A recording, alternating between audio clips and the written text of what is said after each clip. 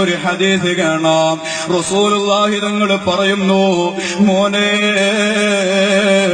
നിനക്ക് റസൂലുള്ളാഹിനെ കാണാൻ ആഗ്രഹമുണ്ടോ? അവിടുത്തെ സ്വപ്നത്തിലൊന്ന് ദർശിക്കാൻ നിനക്ക് ആഗ്രഹമുണ്ടോ? അവിടുന്ന് പറയുന്നു, മൻ അറാദ അയ്യറാനി ഫിൽ മനാം, എന്നെ സ്വപ്നത്തിൽ കാണാൻ വല്ലവനും ആഗ്രഹിക്കുന്നുണ്ടോ? ഫല്യുസല്ലി ഫീ ലൈലത്തിൽ ജുമുഅത്തി റകഅത്തൈൻ അർബഅ റകഅത്ത്. അതേ വെള്ളിയാഴ്ച രാത്രിയുണ്ടല്ലോ, അഥവാ വെള്ളിയാഴ്ച രാവെന്ന് പറയുന്ന വ്യാഴാഴ്ച അസ്തമിച്ച രാത്രി, ആ രാത്രിയിൽ മോനെ നീ കിടക്കുന്ന സമയത്ത് 4 റകഅത്ത് സുന്നത്ത് നിസ്കരിച്ചോ. വെള്ളിയാഴ്ച രാവിൽ നീ 4 റകഅത്ത് സുന്നത്ത് നിസ്കരിച്ചോ.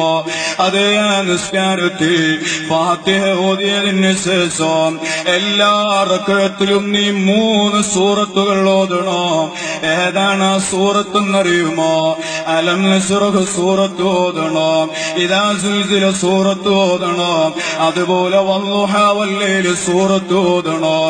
ഈ 3 സൂറത്തുകളോ, വദ്ദുഹാ വല്ലൈലി സൂറത്ത്, ഇദാ സുൽസിലത്തിൽ അർളു സിൽസാലഹാ എന്ന് തുടങ്ങുന്ന സൂറത്ത്, അതുപോലെ അലം നശ്റഹ് സൂറത്തുണ്ടല്ലോ, ഓരോ റകഅത്തിലും ഫാത്തിഹ കഴിഞ്ഞാൽ ഈ 3 സൂറത്തുകളും ഓതണം.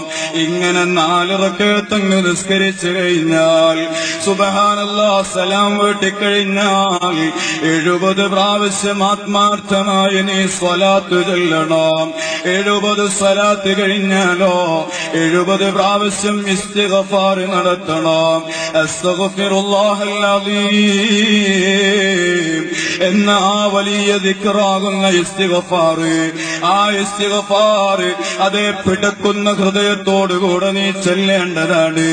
അങ്ങനെ ചൊല്ലി 70 ഇസ്തിഗ്ഫാറും കഴിഞ്ഞാൽ പിന്നെ മോനെ നീ സ്വലാത്തുകൾ ചൊല്ലണം. സ്വലാത്ത് ചൊല്ലി ചൊല്ലി ചൊല്ലി നീ അങ്ങ് ഉറങ്ങണോ. അങ്ങനെ ഉറങ്ങിയാൽ അതേ ഇന്നേ വരെ കളവ് പറയാത്ത, കളവ് ചിന്തിക്കാത്ത, അല്ലാഹ് പറഞ്ഞത് മാത്രം പറയുന്ന നമ്മുടെ നേതാവ് മുഹമ്മദുർ റസൂലുള്ളാഹി സ്വല്ലല്ലാഹു അലൈഹി വസല്ലമ തങ്ങൾ നമ്മുടെ കിനാവിലേക്ക് കടന്നു വരും കേട്ടോ.